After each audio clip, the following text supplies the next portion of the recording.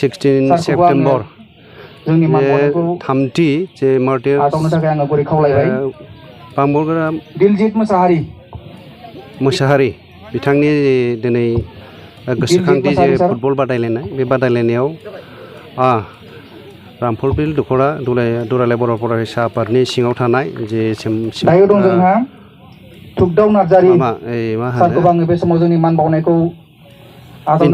inter unit memorial football tournament बेहाय दिनै जे फाइनाल गेमा दिनै मोजाङै जानानै थांबाय दा बेहाय जों दुलाराय बर' फरायसा आफादनिफ्राय जोङो बेहाय आलासि महरै बाहागो लाफैदों आरो बे बाहागो लानायाव जोङो खेलखौ मोजाङै नुबाय आरो बेहाय जे गेलेगिरि बिथांमोना मोजाङै गेलेनानै दिन्थिनो हादों आरो बेहाय रामफलबिल दख'रा दुलाराय बर' फरायसा आफाद आरो बिनि दालाइसा आफाद बे मोननैनि जे खेल बादायलायनायखौ होनाय बे जोबोद मोजाङै जादों आरो बे गामि ओनसोलनि रायजो राजाफोरा मोजाङै नायनानै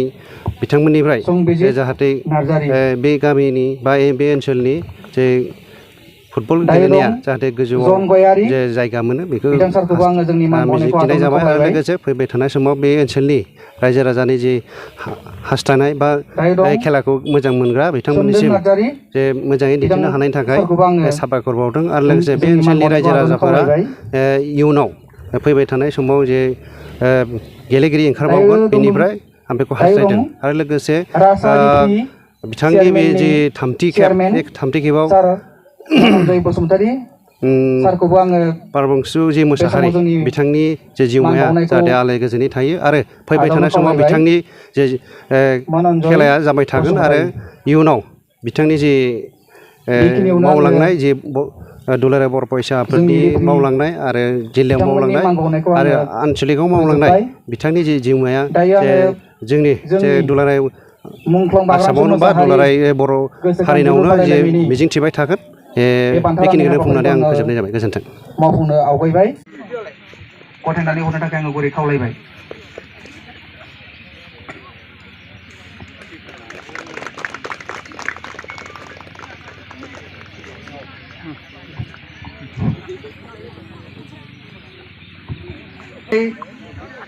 बिलाइनानै हरगोन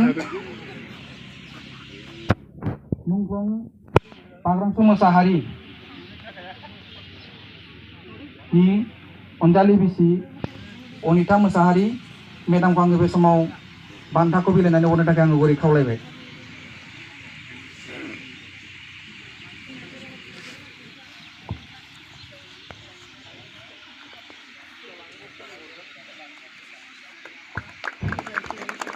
गोजोननाय थाबाय सारनिसिम दायो आं बे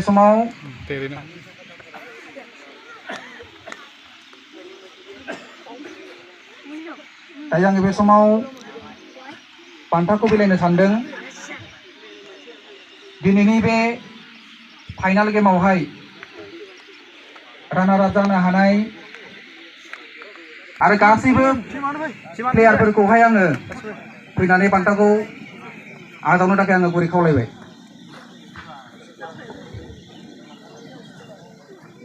दिनैनि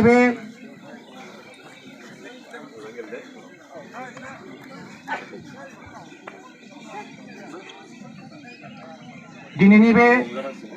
रानार आप जानो हानाय बान्थायाव दङ जोंहा मोनसे रानार आप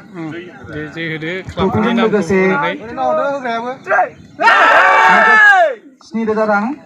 आरो मोनसे मान बिलाइ जोंनो बे फाइनाल गेमनि गाहाय आलासि सार गणेश बसुमतारी गेलेमु नेहाथारि सेन्ट्रेल एबसु सारखौ आङो बे समाव दिनैनि बे फाइनाल गेमावहाय चेम्पियन जानाय हान्जानो बान्थाखौ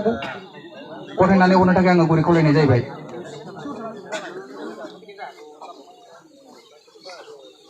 चेम्पियन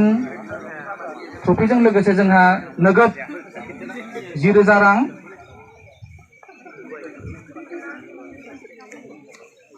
बयखौबो आङो आखाइ खबनो थाखाय आङो गुरै खावलायबाय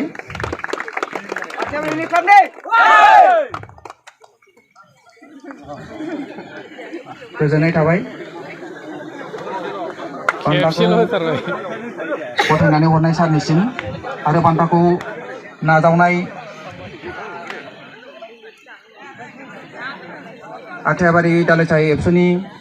गेलेगिरि टीम मेनेजारमोननिसिम दायो आङो बे समाव बेखिनियावनो थामथि मुंख्लं बाग्रांसो मोसाहारि गोसोखां जोलुर बादायलायनायनि बान्था राननाया